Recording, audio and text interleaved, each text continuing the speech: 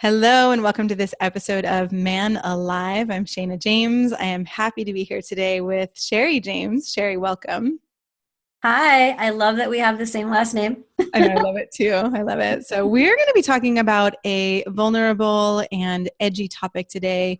We're going to talk about erectile dysfunction and specifically why men in positions of power are more prone to erectile dysfunction. And I just want to start by saying that we are two women who are allies for men and, really supportive of men's journey in this arena, whether it's love, sex, relationship, leadership, all of it. We're really here to support you. And so I feel really honored that we get to be here. And Sherry has spent years in the field as both a nurse and a coach, and you have a lot of experience working with men in these realms. So thank you for all the work you do.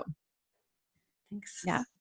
So why don't we start out with a little bit about your story. Like, how did you start working with men in this realm of erectile dysfunction? That kind of takes place in the kind of middle part of my life, maybe in the 30s. So there was some things that led up to that. But it really comes from a place of sexual healing and tantra. Uh-huh. And at the time, I wasn't doing anything like this. I was doing sexual healing, a little bit of tantric breath work, and men, women, and couples were coming in to see me. And men had more problems, I guess you could say. And I was noticing that when people were walking in, whether it be male or female, they were very out of their bodies, very stressed out and in their heads. Yeah. And so I made up a meditation that I would begin each session with. And it only took about 12 minutes. Uh-huh. And I was noticing that, guys were kind of like ruffling their pants around down there just from this meditation that wasn't sexy at all. It wasn't meant to be sexy. It was just meant to really help them relax and get into their bodies very quickly so we could really start the work. And afterwards, I'd kind of say, oh, hey, I noticed this was going on during the meditation. They're like, yeah, I'm really shocked because I've been having ED. Uh-huh. And that's actually one of the things I was hoping you could help me with. And at the time, I didn't have any idea I would be doing this. I mean, this is a really specific thing to deal with. Yeah. And I don't know. I just wanted to help because I started listening to their stories and how it was impacting their relationships. Yeah. How in some cases they were actually losing relationships or getting divorced or getting cheated on. And I could see how much pain that was causing them. Yes. So I thought, all right, Tantra is not going to be enough for this. Uh-huh. And a lot of guys just don't want to take pills or they've had side effects and they don't want to do it. And plus it gives it a different quality. They might not like that quality. Yeah. So I just kind of put my thinking cap on, and I knew that relaxing them had something to do with fixing them. Right? Clearly in that meditation, just the relaxation helps them actually feel more in their body and have more, awakeness in their body and aliveness. Yeah. And I thought, okay, I'll start there. Also, I have a background as a registered nurse. Uh-huh. I mean, I'm still a registered nurse. And when I was doing that work, I was in diabetes and post-open heart. So I do have a strong sense of working with the circulatory system. Yes. Good. Yeah. Good. And Good. Well, I mean, it's amazing, right? So this wasn't even necessarily where you started out, but men started coming to you. And as you were realizing, one of the specific things men struggle with is ED in relationships. And it can be such a painful experience. And, men have come into my coaching practice. And as I work a lot with men who are dating after divorce or dating later in life, and their bodies don't work the same way and they're not having erections in the same way. And, a lot of times when they first meet a woman, it's harder to have an erection, or a lot of men are realizing, one man was telling me he thought there was something wrong with him. And what we ended up really figuring out was that he needed more of an emotional connection. So I'm just loving the holistic aspect of this conversation, right? That the culture out there, the medical community has their specific take on erectile dysfunction, but I know you have some different philosophies. So yeah, will you share a little bit about that with us?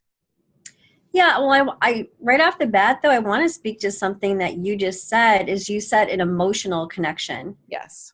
A lot of the guys that come to me initially, they tend to self-diagnose, and the first thing they say is, oh, it's mental, right? It's got to be, I'm sure it's mental. Uh-huh. So far, that's been a zero. Interesting. So far, that's not been the case with any of them. No. So I've been doing this for 10 years. So that's enough to have an opinion about this. It's pretty valid. Yeah. So far, it hasn't been mental.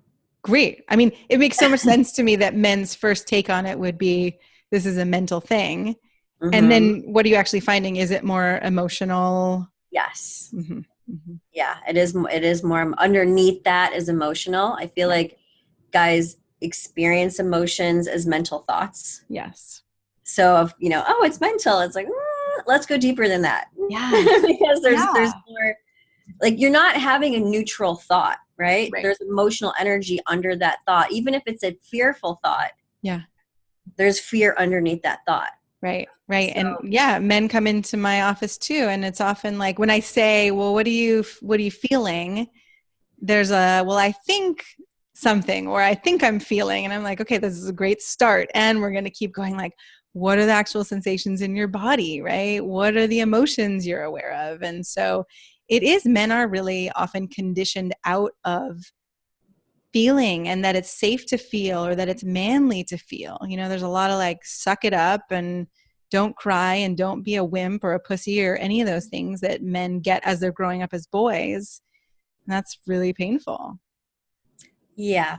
I do the same thing as you with where is that sensation in the body, because it does live somewhere and it might take several minutes to access that. And that's okay. So it's also about, as you know, working with men, providing them with a space to just be and unwind so that they can get in touch with those sensations. Yeah. Right. Making it safe. And I imagine with couples, you help the other partner, whether it's a man or a woman, make it safe for the person who's struggling or having erectile dysfunction to slow things down and actually not to feel as much pressure. Well, initially when they're working with me, there can't be any pressure.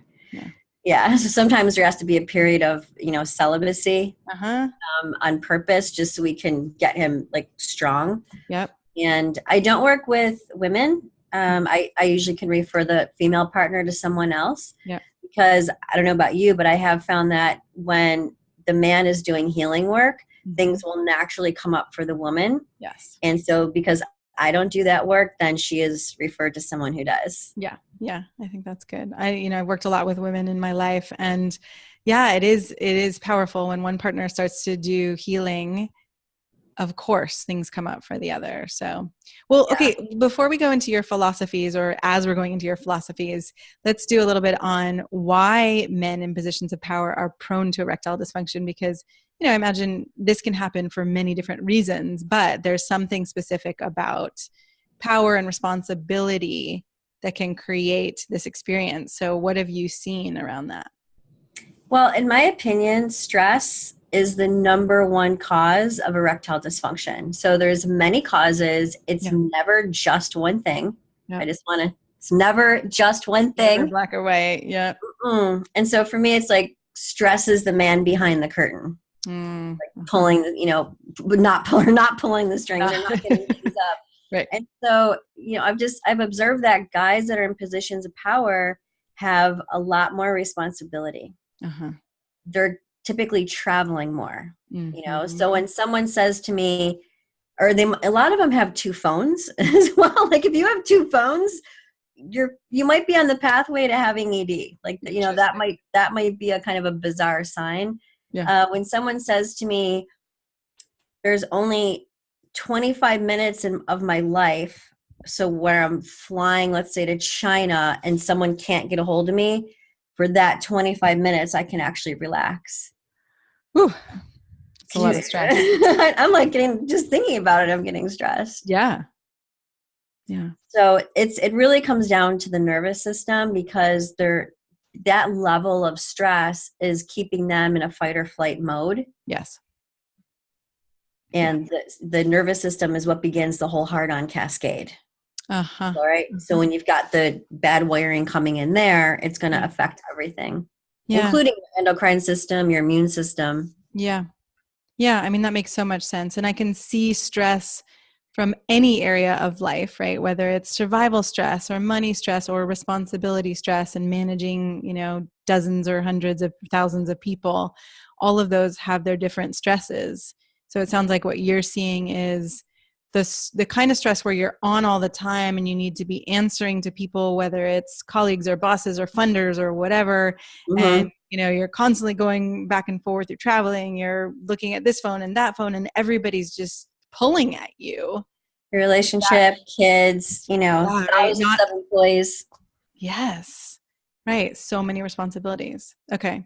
So let's talk a little bit about what you do or how you work with men to, ease the struggle.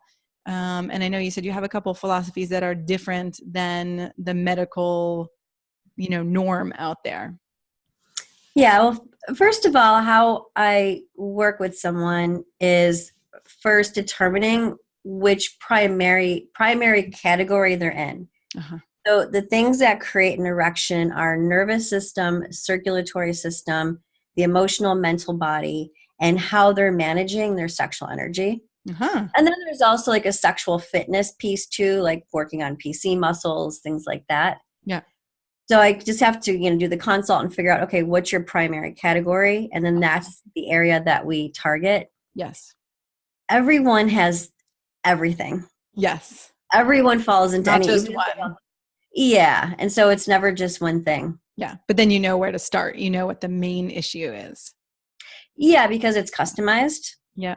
Yeah. And so I'm like, okay, this is where we're going to, this is our priority. And then we set that goal. Yeah. Yeah. Well, and I was reading a little bit about what you wrote, right? That erectile dysfunction for you and your philosophy is an invitation to heal yourself from the inside out. And I often see that as well, right? When a client of mine goes through a breakup or is let go from a job or takes on a new role and is struggling to, feel competent or whatever it may be, it feels like I always see it as an invitation to heal from the inside out, or one of my clients recently said, is this what a midlife crisis is? Am I in a midlife crisis? And I was like, well, I prefer to see it as a midlife realignment, right? Or an opportunity to actually go deeper and discover who you are. You can enter into the second half of your life or wherever this happens, and you can stay kind of sleepwalking through life, or you can actually wake up to the deeper parts of you that are more true to yourself versus living based on everyone else's expectations. So I feel grateful that for you, right, you're not looking at it as let's just pop a pill and fix this. Like, let's actually go into the deeper places.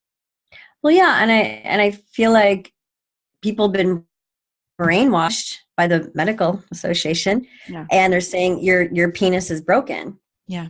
Well, if that's the case, I'm not touching anyone when I'm working with them, right? Like I'm not touching the penis. I'm not like we're working online or, possibly in person, but, our clothes are on. No physical contact. And I'm literally upgrading every system so that they can get hard. And more importantly for me is that they wake up hard. Yeah. Because once that's taken care of, that's 95% of the problem. Huh. Interesting. When they wake up in the morning. Yeah, with nice, like healthy wood. Morning wood, yep. Yes. Yep. So that's the focus, is to build that back up. Great. I mean, this is so like you're a godsend. An erection goddess. Oh. Yeah, but it's true. So, right. Okay. So you were talking about how the cure is to heal the root causes, not rely on pills and things like that. And I think that just must be so relieving for men to realize, that they don't have to, I mean, in some ways it's easier to pop a pill, but we all know, right? Then you're dependent on that for the rest of your life. And then you're not actually dealing with what's causing it. So I'm glad that you're doing Yeah, and like any kind of addiction in a way, you're going to have to keep upping the dosages. Right. And there are side effects. Oh yeah, Yeah. absolutely. Yeah. Yeah. And a lot of them don't like the way it feels. Huh. Like in my mind, obviously I don't have a penis, Yeah. but I feel like, like when you're having a campfire, like you're burning that natural wood. Yeah. It's very different than putting like a Duraflame in the fireplace. Like it's just, it has like a different quality to it. They're both fires. Yeah. But they're different.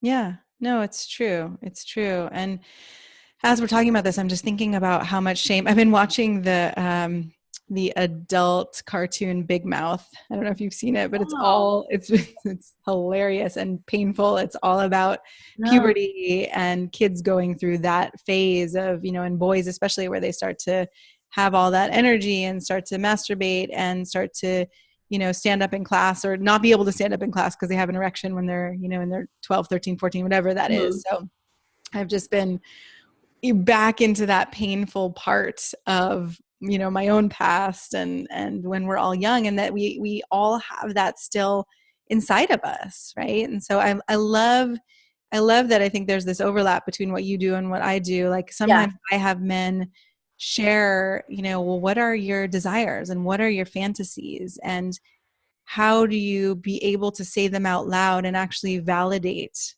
that you are good and that your desires are good, right? And then I love that you're working with the circulatory system and the what was nervous system. Nervous system. So so let's talk a little bit about how do you do that when a man comes in and is struggling with ED, and you said you choose or you do the consultation of where you're going to start. Give us a sense of, okay, if it was the nervous system, how would you start?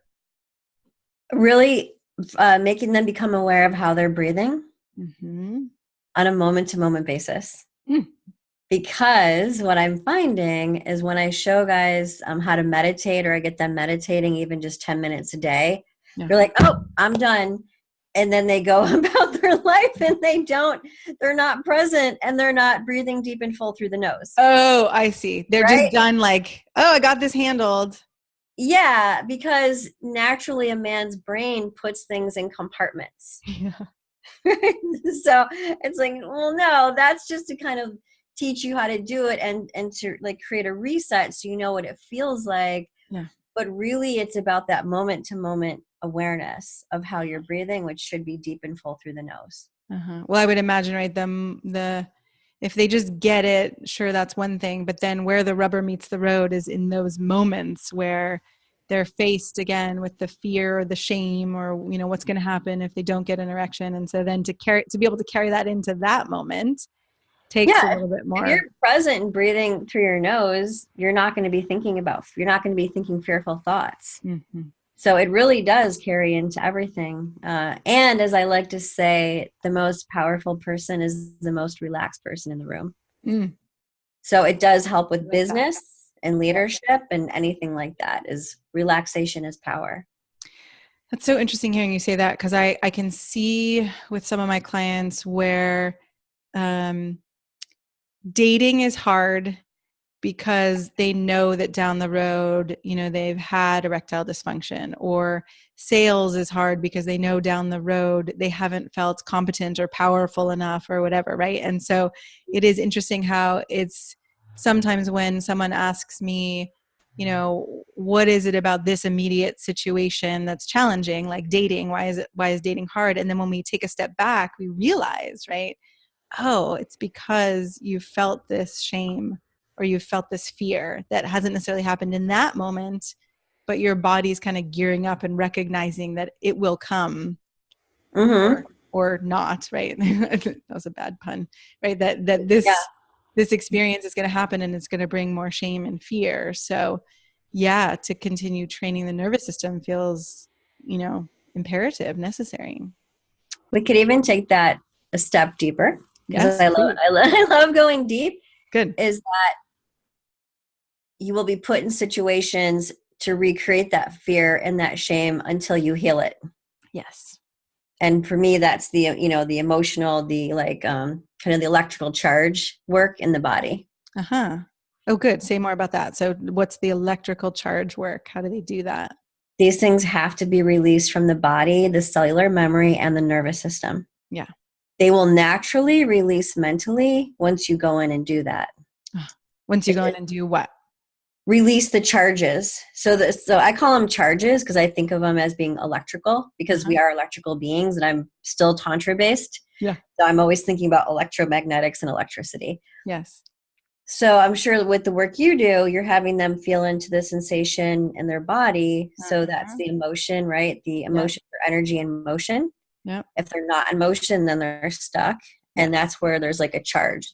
Yeah. So from my perspective of doing this for a long time, something that created shame, let's say for a guy when he was 9 years old, still lives in his body. And life will keep bringing him into situations to activate that shame. Yeah. And I would even say that that's a big part of what addictions are.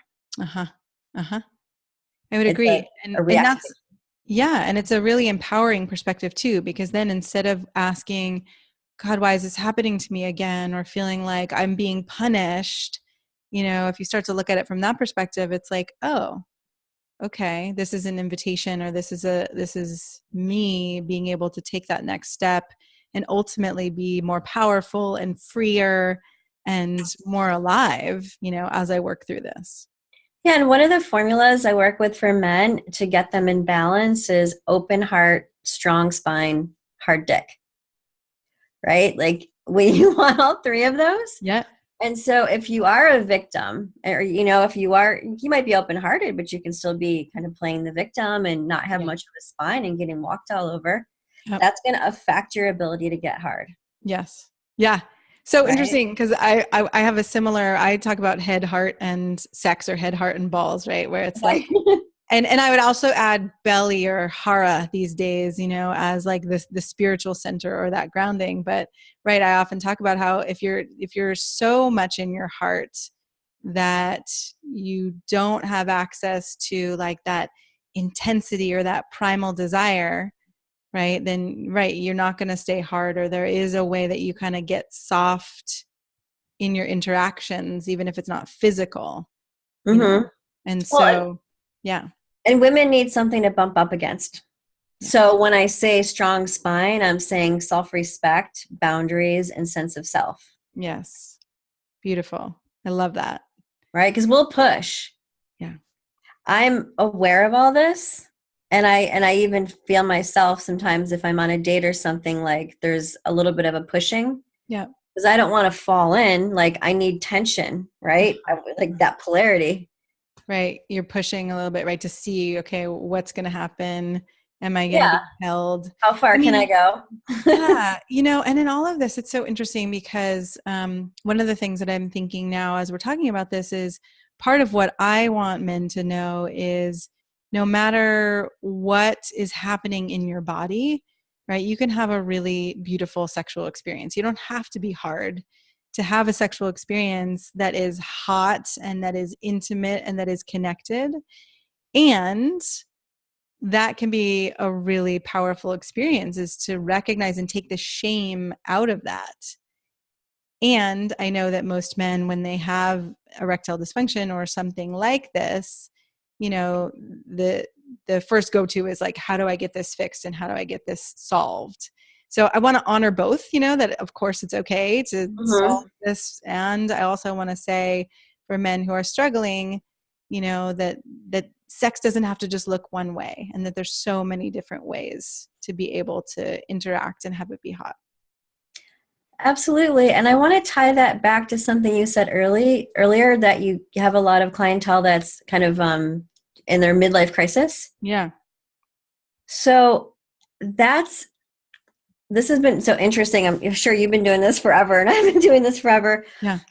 So how a guy gets turned on in his 20s is going to be very different than how he gets turned on in his 50s. Yes. Right? They're operating from a completely different chakras. Like as we age, as we evolve, that Kundalini energy moves up through the body. Yeah. And so all of a sudden a guy is in his heart, which is a female chakra, is because that everything on the energetic level manifests on the physical level, all of a sudden his hormones are changing. Mm. He's getting less testosterone, and he's like, I kind of need a connection now. Uh-huh. Uh-huh. So actually, and knowing that that's okay. Yeah. And then that's normal. And I'd like to speak to something else that's normal too, is having, as you get older, your testosterone naturally will decline. Yep. So on some level, your desire will also decline. Uh-huh. For me personally, that doesn't play into getting hard. Uh-huh. But a lot of this is natural. Yeah. Right? Like, not necessarily getting hard. That doesn't have to be natural, because if you really take care of yourself and up all these systems, you can definitely be getting hard at any age. Good. Great. But yeah, so I'm sure you know what I mean, but it's just you're operating from a different system. Yeah. Which again, I think is the opportunity to be more mature. I mean, I've heard some men who actually feel relieved. They're like, thank God I'm not being run by, my cock anymore, right? It's like, oh, I can actually think straight and I can be around people and I'm not just constantly thinking about sex. And for other men, it can be a really big disappointment and a sense of that was my identity and that was who I knew myself to be. And who am I now? Which is often when men come in to see me like, oh my God, right? I don't even know. I don't either. I feel like I'm kind of dying inside, or something just isn't right, or all the same things that used to make me happy are no longer making me happy. So all of those are coming into play at this point, right? And I would say these days, probably starting in sometimes mid 30s, but generally like 40s, 50s, 60s, anywhere in there. Yeah, I would say 38 and up. Mm-hmm. I love it. Specific 38 and up. Yeah, 38 to 42. There's some kind of change where they're like, something seems different, or things aren't quite working how they used to. Uh-huh. And then it cascades from there. Yes. Yeah.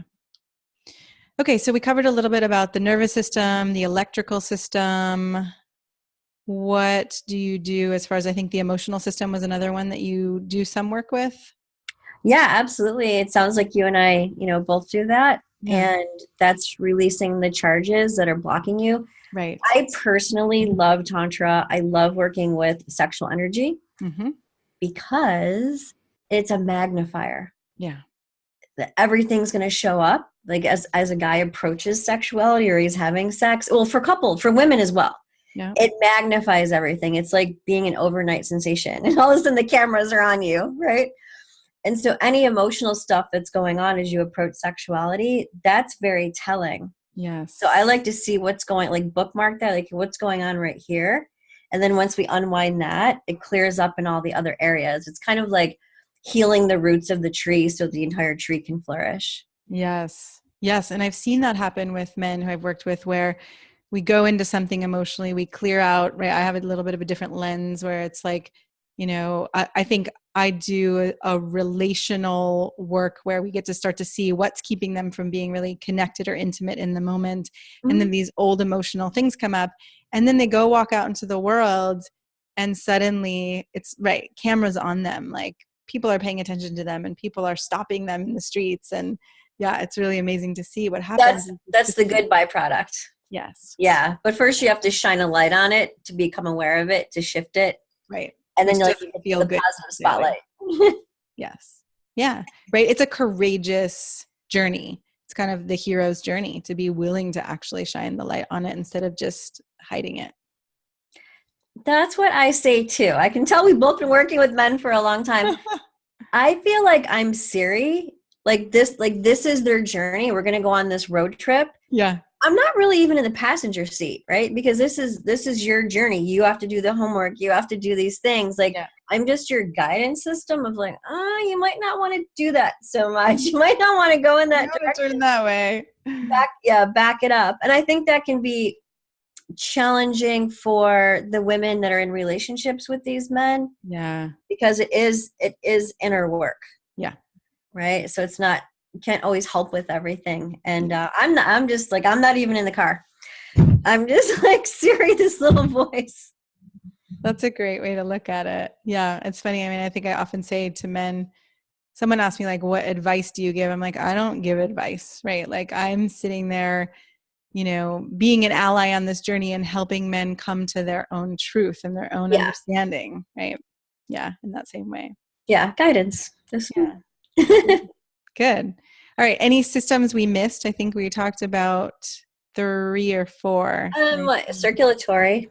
Okay. What have you got for us on that? You got to keep moving. you got to keep moving.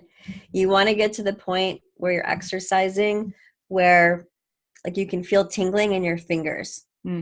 So doing cardio to that point. I also have a Chinese medicine background with the 5 elements of Chinese medicine that I brought into all this as well. So when your heart is open and like you're getting good cardiovascular, you'll be able to feel it in your hands. Yeah. In your fingers. And that's when you're producing the nitric oxide that you need to also create that heart on. Great. So I just feel like guys aren't pushing themselves hard enough, or like, oh, well, I work out with a trainer twice a week. Well, there still needs to be more. Like even if it's 10 minutes a day, like more consistency, more often. It can be shorter periods. Of just being more effective about it. It doesn't have to be these killer workouts. It can be 10 minutes a day. Great. Just to get that blood flowing. Because why you can be doing all of this yourself. So why invest in pharmaceutical companies? Yeah. Right? If you can just do this yourself, it honestly doesn't take that much time. The homework that I give my clients is no more than 15 minutes a day. Awesome. That's it. Awesome. Amazing. Good. Okay. Anything else we missed that you want men to know on this topic? I mean, the management of sexual energy is pretty important too. And the reason I was so specific about the 38 to 42 is when we start seeing changes is because it's what I call it's like credit card debt. Yeah. They've been ejaculating so much. Like if they've got time and they can get it up, they're doing it. So you have to think of it as like that's money. And all of a sudden you're 38 to 42, things aren't working. You're not waking up with morning wood. You're having difficulty. It's getting hard. And it's like waking up and going, oh my God, I'm $100,000 in debt. Like I had no idea. And that's how I think of it. And so we have to go in and rebuild all that sexual energy back up. So for me, my perspective is always to, like I said, getting morning wood is 95% of the problem. Once we build that back up. Once you build back up the body and the sexual energy system, that will happen. Circulate all of it. And once that's, I have 2 people right now, they're neck and neck, like they're the same, they started at the same time. And they're both what I call coming online. Where I'm getting these text messages like, I woke up with a 9 today. This hasn't happened in years. And so great. I kind of know at what stage, because we've been building it. Yes. So I kind of know. And so it's like, it's really fun for me to get these messages and then they're like, okay, now what? So good. Aliveness. Yeah. You're getting money back. You're getting yourself out of debt. I love it. Well, thank you. Thank you for doing this work. Thank you for talking about it, for making it safe to talk about, for making it safe, for men to actually start to trust and open their bodies and not have to put chemicals in their bodies to feel better. Like, fine if you want to, right? I'm not saying that's wrong for any of you listening, but that there is actually a more natural way that starts to open up these deeper pathways of having more sexual energy and more intimacy and more connection and more joy and all of that. So thank you for doing this work. And thank you for working with men as well. There's not that many women working with men. So I was happy we could talk. Yes. Happy we could connect. Great. Any last words, last thoughts? Oh my gosh. I feel like we covered so much. Good. So yeah. Good. I think my only last thought that I'm having just, talking about this vulnerable topic is, I know that so many men have been, shamed and guilted into thinking that you have to do it alone. and, that it's unmanly to get help or ask for help. And so I think I just want to put out the loving reminder that getting help, whether it's with erectile dysfunction or more what I do with, dating and relationship and all of the issues in communication and, the struggles in that way, that you deserve to be helped, right? This isn't something we're meant to do on our own. We weren't set up from a young age in a way that we just learned this all and, got set on a path of ease. So yeah, I think I'm just a support for, if you need help, reach out to one of us. We're both safe and we care about you and we want you to have what you want. And yeah, you don't have to do it alone. Yeah. Well, and do something for yourself. Yeah. So this would be something for yourself. Yeah. Right. A lot of men get stuck in the role of yeah, provider and, parent and boss and all of these things. And to do something for yourself and actually take care of yourself is really important. Yeah. It's extremely important. Yeah. Awesome. Thank you so much, Sherry, for being here today. All right. Thanks.